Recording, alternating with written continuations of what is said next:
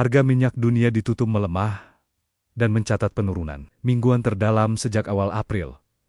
Pelemahan terjadi di tengah harapan pasar terhadap tercapainya kesepakatan gencatan senjata antara Amerika Serikat, Israel, dan Iran. Sepanjang pekan, harga minyak Brent turun sekitar 11%, sementara minyak mentah WTI melemah lebih dari 9%. Pasar optimistis meredanya konflik dapat membuka kembali Selat Hormuz dan mengurangi risiko gangguan pasokan energi global.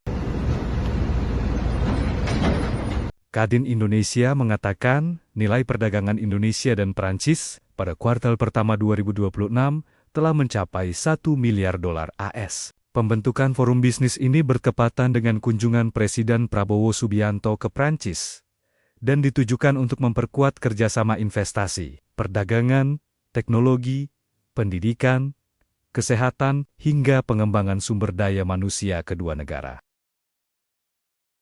Seperti yang sudah berjalan selama ini oleh Pertamina dan juga Pertamina Patraniaga, dan juga ini ada ruang, jadi pengadaan itu melalui BLU di bidang energi. Pengaturan itu juga di dalam Perpres 26 ini sudah diatur, dan juga kondisi yang ada itu adalah kalau kita lihat ini pengadaan ini kan bisa perbedaan berdasarkan harga, waktu pengadaan, ya kemudian berdasarkan negara, ya kemudian waktu pengiriman. Jadi ini kita payungi jadi sehingga nanti tidak menimbulkan ada ruang permasalahan hukum di belakang hari. Untuk BLU Migas dari SDM juga ada pembentukan BLU baru ya? Enggak, ini kita akan mengoptimalkan itu penggunaan ini BLU yang ada, di antaranya adalah Lemigas. Jadi itu yang dari salah satu di jadi Lemigas impor dari Rusia itu. Enggak, itu pengadaan impor itu bisa saja ini kan pembicaraan dengan Rusia kan itu antar presiden dan juga Pak Menteri kan sudah berjalan. Ya kemudian itu juga kita impor itu kan bisa dari negara-negara lain seperti Nigeria, dari Angola itu kan yang kemudian itu juga ada dari beberapa negara lain. Supaya geraknya cepat, itu kita membuka ruang, itu BUMN bisa, BLU juga bisa. Jadi Lemigas bisa impor, Pak?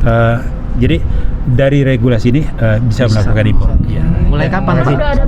sambil jalan. Apakah mulai bulan 1 depan Juni. itu udah mulai gini Di pendataan ya, Pak? Data, itu udah nyatu sama Simbara belum sih Pak datanya disinkronkan Pak untuk jadi untuk sistem ini yang terkait dengan ini kan ini sudah diumumkan oleh Pak Menko. Itu kan ya paling tidak jadi ya kita juga mengamankan kebijakan yang terkait dengan pelaksanaan ekspor yang dilakukan oleh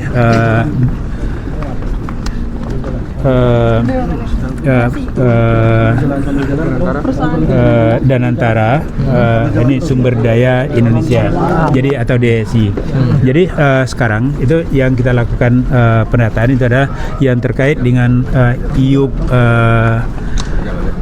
operasi produksi. Selama ini badan usaha kan bisa melakukan ekspor langsung. Jadi ya sekarang itu kalau dilakukan oleh DSI berarti ini kan kita di samping badan hukumnya dan juga ada perizinan-perizinan yang harus diselesaikan yang menjadi tanggung jawab dari Kementerian SDM. Itu adalah yang terkait dengan izin usaha pertambangan, pengangkutan, penjualan.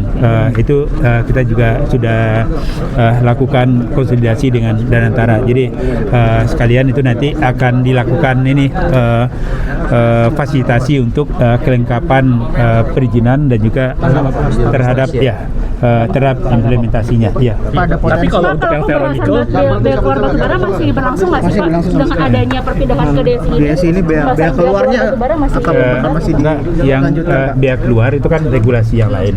Jadi nanti yang terkait dengan royalti, yang terkait dengan ini kan sesuai dengan existing system dan juga terkait dengan implementasinya kan sudah ada regulasinya.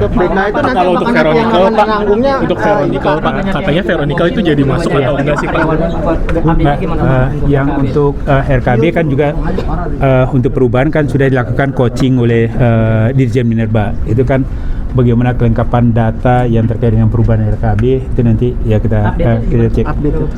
Jadi hampir seluruh perusahaan itu kan sudah dilakukan coaching oleh Dirjen Minerba. Jadi bisa revisi ya Pak? Jadi bisa revisi untuk RKB? Udah nyabut Ya udah. Batang Toru udah dikasih izin Pak. Satgas PKH sudah terkait. Pak, kalau PLTS di Jawa nanti kan oversupply tambah dong Pak. Kalau PLTS diproduksikan di Jawa, oversupply nambah dong Pak. Nah itu kan merata seluruh Indonesia. Oh, udah ada mitranya belum sih Pak untuk 100 gigawatt itu Pak? Enggak, ini masih kerangka regulasinya terlebih dulu. Pak, maaf Pak, izin Tadi 24.000 itu di mana ya Pak? 24.000? Enggak, itu masih kita konsolidasikan. Bukan di Jawa ya Pak? Bukan prioritasnya di Jawa ya Pak? izin Batang Toru udah dikasih. Itu masih kita edikan di Jemigas sampai di mana. 24.000 hektar di Jawa Tiangnya dulu kan, tiang transmisi. Terima kasih. Pak, untuk yang ferronikel Pak, terakhir mungkin Pak, itu ferronikel jadinya masuk atau enggak sih Pak? Atau NPI juga atau gimana sih Pak? Ya kita cek dulu ya.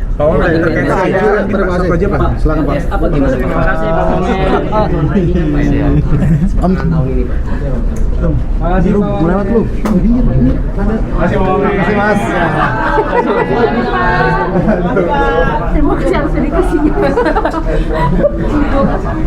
Pemirsa, pemerintah Rusia resmi memangkas proyeksi pertumbuhan ekonomi untuk 2 tahun ke depan di tengah tekanan sanksi Barat dan tingginya suku bunga. Meski ekonomi sempat terkontraksi pada kuartal pertama, Kremlin menegaskan bahwa kondisi makroekonomi tetap stabil dan akan mengandalkan konsumsi domestik sebagai mesin penggerak utama. Pemerintah Rusia mulai bersikap realistis menghadapi tantangan ekonomi domestik yang kian berat. Wakil Perdana Menteri Alexander Novak mengungkapkan, pemerintah telah memangkas proyeksi pertumbuhan produk domestik bruto atau PDB 2026 menjadi hanya 0,4%, turun signifikan dari estimasi sebelumnya sebesar 1,3%. Revisi ini muncul setelah Presiden Vladimir Putin memberikan teguran keras kepada para pejabat ekonomi terkait melambatnya pertumbuhan akibat kenaikan pajak serta diskon besar ekspor minyak akibat sanksi internasional. Dalam langkah yang mengejutkan, pemerintah Rusia mempertahankan asumsi harga minyak yang cukup konservatif sebesar $59 Amerika Serikat per barel untuk anggaran 2026. Pendekatan ini dinilai sebagai upaya strategis Kremlin untuk menjaga dana cadangan nasional agar tidak cepat terkuras di tengah pembengkakan defisit anggaran yang kini sudah mencapai 2,5% dari PDB. Meski pasar global bergejolak akibat konflik di Timur Tengah, Rusia lebih memilih menyimpan potensi keuntungan minyak untuk menghadapi ketidakpastian ekonomi di masa depan. Di sisi lain, pasar tenaga kerja Rusia mencatatkan tingkat pengangguran terendah sepanjang sejarah di level 2,3%.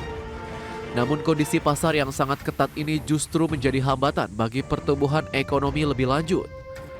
Para analis memperkirakan Bank Sentral Rusia belum akan memangkas suku bunga acuan yang saat ini tertahan di level 14,5%. Kebijakan moneter ketat ini diprediksi akan terus dipertahankan dalam jangka menengah guna meredam inflasi dan menjaga stabilitas mata uang rubel. Berbagai sumber IDX Channel.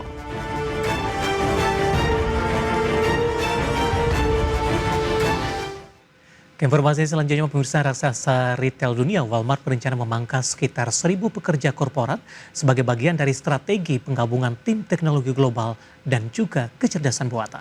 Ya, langkah ini diambil guna merampingkan struktur internal perusahaan demi memenangkan persaingan digital melawan rival utamanya seperti Amazon. Walmart terus melakukan transformasi besar-besaran di bawah kepemimpinan CEO baru John Furner, di mana Walmart akan memangkas atau memindahkan sekitar 1.000 pekerja korporat.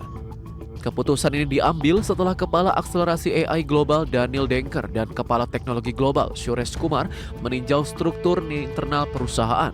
Tujuannya adalah untuk merampingkan beberapa tim agar beroperasi lebih efisien melalui integrasi teknologi AI di seluruh lini bisnis. Langkah restrukturisasi ini menjadi bagian dari upaya Walmart untuk mengejar ketertinggalan dari Amazon yang telah lebih dulu meluncurkan asisten belanja bertenaga AI bernama Rufus. Sejak Juli 2025 lalu, Walmart sebenarnya telah memperkenalkan serangkaian agen super bertenaga kecerdasan buatan untuk meningkatkan pengalaman belanja pelanggan dan menyederhanakan operasional gudang. Investasi masif di bidang AI ini kini dianggap krusial bagi Walmart untuk tetap kompetitif menghadapi tantangan dari Costco hingga Aldi di pasar global. Adapun bagi staf yang terdampak pemangkasan, Manajemen Walmart memberikan kesempatan untuk melamar posisi lain yang masih tersedia di dalam perusahaan. Namun melansir dari laporan Wall Street Journal, banyak staf juga telah diminta untuk pindah ke kantor pusat Walmart di Bentonville atau California Utara guna mendukung konsolidasi tim teknologi. Transformasi ini dilakukan di tengah kewaspadaan John Furner terhadap kondisi konsumen Amerika Serikat yang dinilai masih cukup rapuh sepanjang tahun ini. Berbagai sumber IDX Channel. Pemirsa, perusahaan teknologi otomatisasi industri Cognex resmi meluncurkan sistem visi berbasis kecerdasan buatan atau AI terbaru.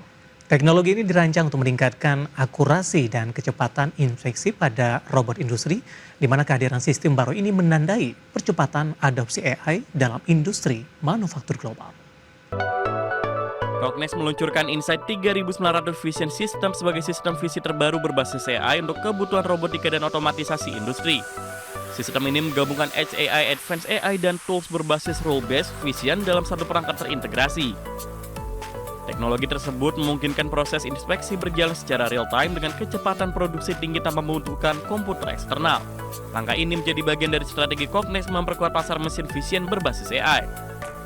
Insight 3900 menggunakan platform Qualcomm Dragonwing yang dirancang khusus untuk memprosesor AI di edge computing. Dengan dukungan prosesor AI khusus, sistem ini diklaim mampu menjalankan inspeksi hingga 4 kali lipat lebih cepat dibandingkan generasi sebelumnya. Sistem juga mendukung resolusi gambar hingga 25 megapiksel untuk meningkatkan akurasi pemeriksaan produk. Teknologi ini menargetkan industri otomotif, elektronik, kemasan, dan barang konsumsi. Salah satu keunggulan utama sistem baru ini adalah kemampuan beroperasi tanpa PC eksternal. Sistem memiliki dual Ethernet yang memungkinkan koneksi langsung ke robot PLC dan sistem enterprise industri. Hal ini membuat proses implementasi menjadi lebih sederhana dan efisien di lingkungan pabrik. Selain itu, pengguna dapat mengurangi biaya infrastruktur dan pemeliharaan sistem otomatisasi. Cognex menilai penggunaan AI dalam mesin vision akan menjadi kunci penting industri manufaktur masa depan. Berdasarkan riset terbaru perusahaan, banyak produsen global kini menuntut sistem visi yang tidak hanya cepat namun juga mudah digunakan. Kedepan, teknologi AI diprediksi akan semakin terintegrasi dalam robot industri untuk meningkatkan efisiensi dan akurasi produksi. Industri otomatisasi global pun diperkirakan akan tumbuh pesat seiring meningkatnya kebutuhan smart factory berbasis AI. Berbagai sumber IDX Channel.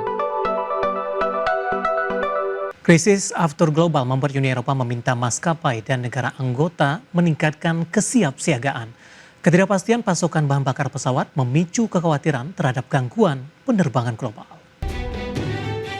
Krisis aftur global membuat Uni Eropa meminta maskapai dan negara anggota meningkatkan kesiapsiagaan.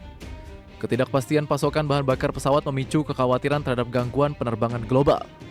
Komisi Eropa menyatakan terus berkoordinasi dengan negara anggota dan pelaku industri untuk menghadapi krisis aftur yang belum menunjukkan tanda berakhir. Otoritas Uni Eropa juga menyiapkan panduan khusus bagi maskapai terkait penggunaan bahan bakar jet, aturan anti-tankering, serta kemungkinan impor aftur dari Amerika Utara. Harga aftur di Eropa naik tajam sejak tahun lalu akibat konflik Timur Tengah dan gangguan distribusi di Selat Hormuz. Kondisi ini memicu risiko kelangkaan pasokan dalam jangka pendek. International Energy Agency menyebut Eropa beresiko mengalami kekurangan aftur, sementara harga bahan bakar jet dilaporkan melonjak hingga 2 kali lipat sejak perang Iran pecah pada akhir Februari. Krisis aftur memaksa maskapai global memangkas jadwal penerbangan dan mengurangi kapasitas kursi selama Mei. Data Sirio menunjukkan ribuan penerbangan dibatalkan, termasuk oleh maskapai negara Teluk dan Eropa. Sejumlah maskapai juga mengganti armada dengan pesawat lebih hemat bahan bakar untuk mengantisipasi gangguan pasokan. Selain itu, kenaikan harga aftur turut mendorong harga tiket pesawat di berbagai rute internasional. Berbagai sumber IDX Channel.